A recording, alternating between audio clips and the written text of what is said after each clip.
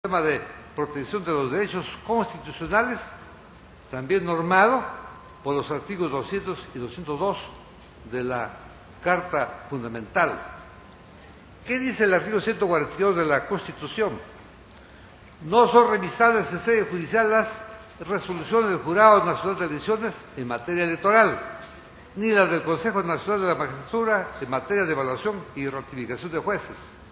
Dicho sea de paso, el Consejo Nacional de la Magistratura está cumpliendo todas las sentencias del tribunal en cuanto se refiere a evaluación y ratificación de jueces.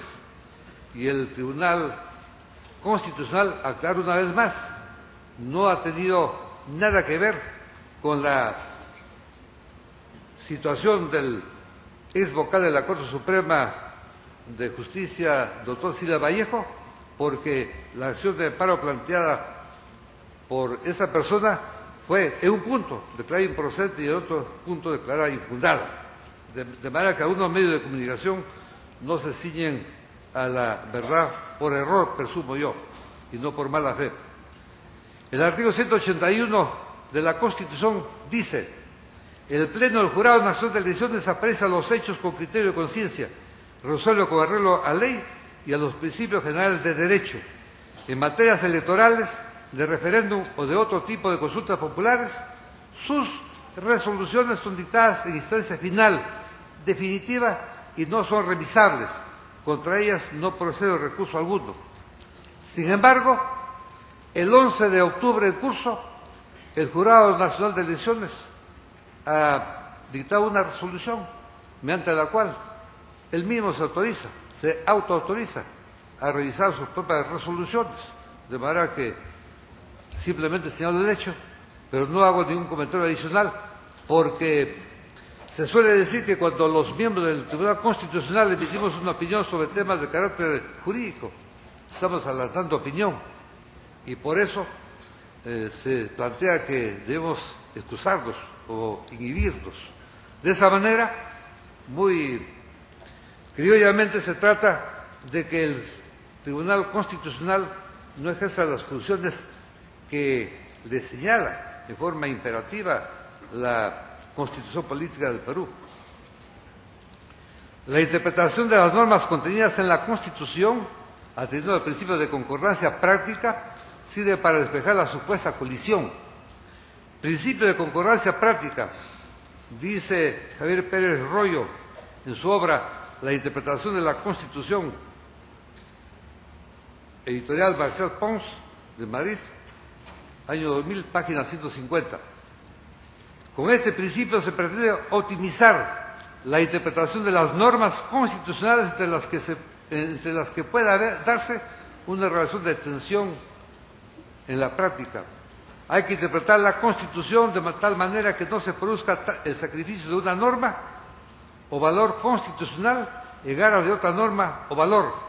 La tarea de ponderación de valores o bienes constitucionalmente protegidos es importantísima en la interpretación constitucional.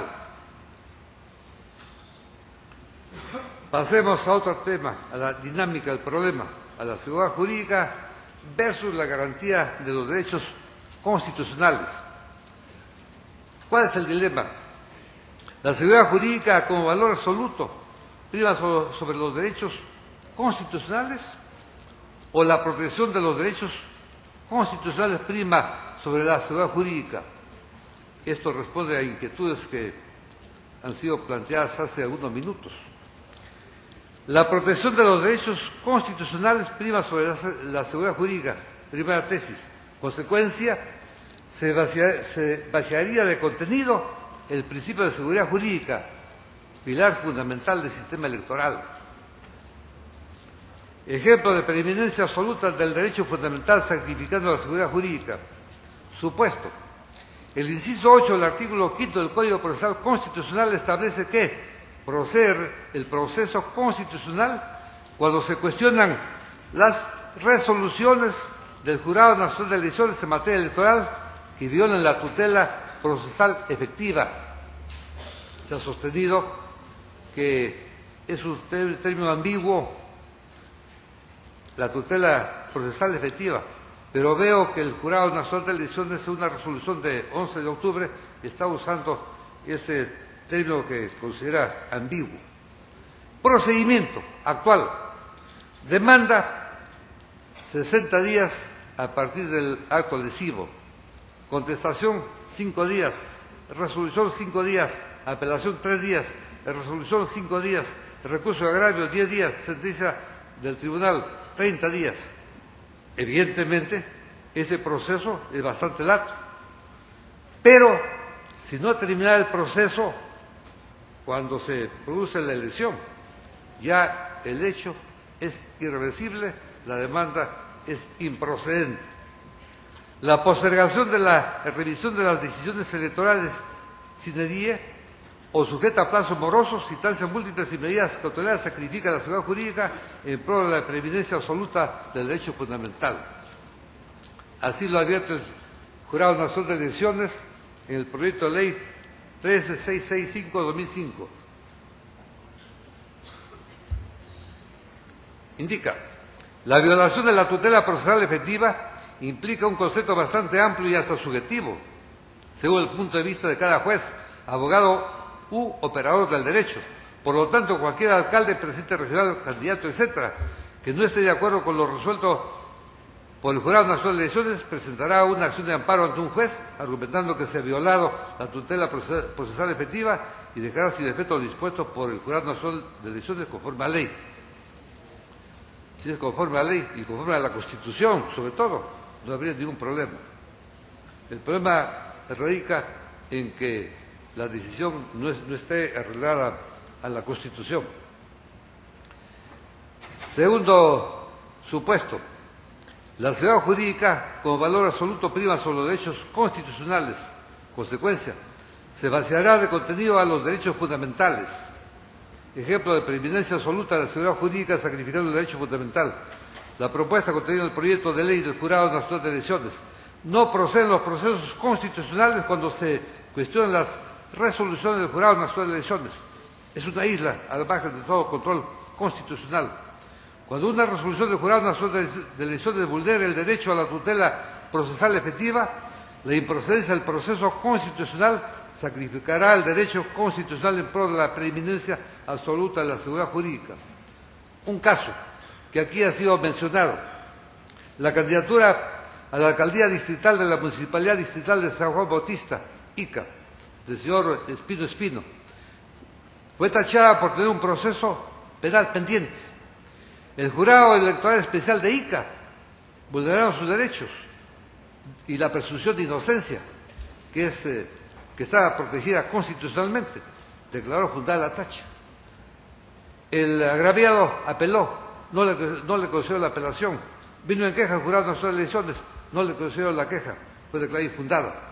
Está modificada ya la ley y por lo tanto en ese caso procede plantear la revisión ante el Jurado Nacional de Elecciones. Otro caso, en Tumbadén, provincia de San Pablo, Cajamarca, se escribe una lista en la cual figura una persona de nombre Irene Rodríguez. Es varón, pero el nombre supone que es mujer. No se formula ninguna tacha y en ese caso no se había cumplido con presentar el 25%, ahora es el 30% de candidatas mujeres. Se produce la elección y esa lista gana. Es proclamada la lista ganadora por el Jurado Especial de San Pablo. Viene en apelación o en revisión al Jurado Nacional de Elecciones y el Jurado Nacional de Elecciones declara nula la inscripción de esa lista y proclama ganadora a la lista que había perdido. No hubo derecho a ejercer la acción de amparo. Se vulneró no solamente el derecho de quien fue elegido, sino de todos los que votaron por esa lista, de todos los electores.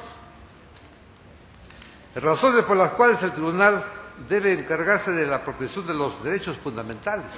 No solamente esos ejemplos, no hay mucho más.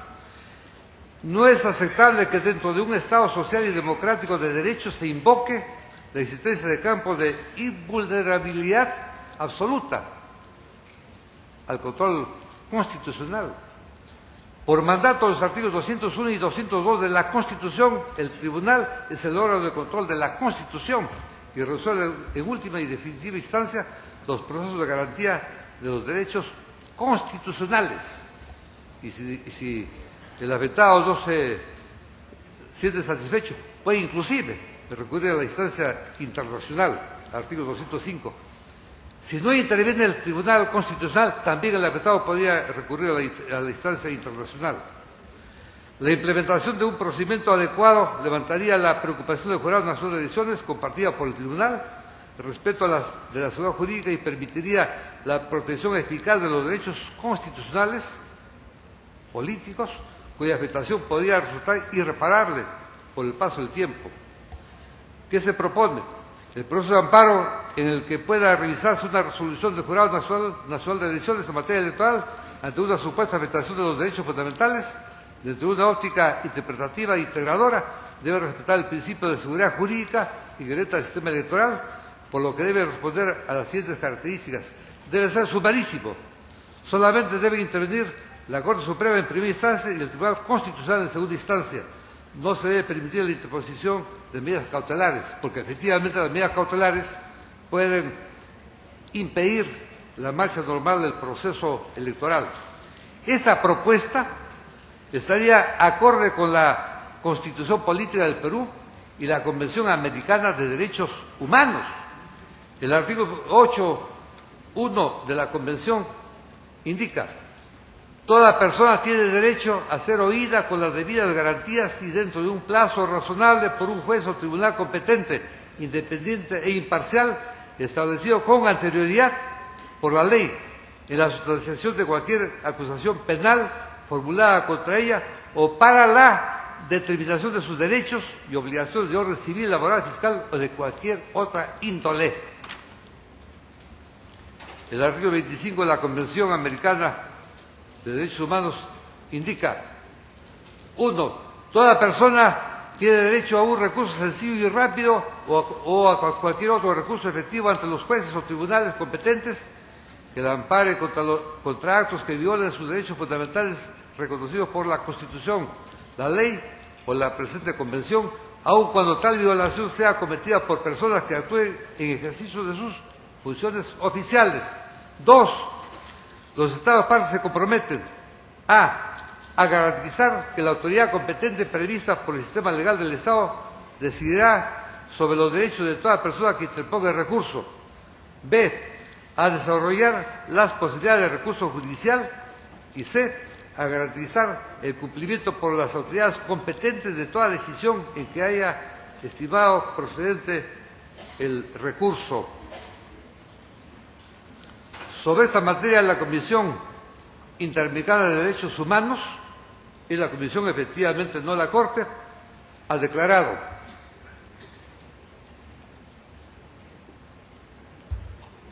el artículo 25.1 de la Convención es una disposición de carácter general que recoge la institución procesal del amparo como procedimiento sencillo y breve que tiene por objeto la tutela de los derechos fundamentales. Establece este artículo igualmente en términos amplios la obligación a cargo de los Estados de ofrecer a todas las personas sometidas a su jurisdicción un recurso judicial efectivo contra actos violatorios de sus derechos fundamentales. Dispone además que la garantía allí consagrada se aplica no solo respecto a los derechos contenidos en la Convención, sino también de aquellos que estén reconocidos por la Constitución o por la ley. Opinión consultiva de 987, párrafo 23. La Corte Interamericana de Derechos Humanos ha resuelto: los Estados partes se obligan a suministrar recursos judiciales efectivos a la víctima de violación de los derechos humanos. Artículo 25. Recursos que deben ser sustanciados de conformidad con las reglas del debido proceso legal. Artículo 8.1. Todo ello dentro de la obligación general a cargo de los mismos Estados de garantizar el libre y pleno ejercicio de los derechos reconocidos por la Convención a toda persona que se encuentre bajo su jurisdicción. Caso de Velázquez, Rodríguez y otros.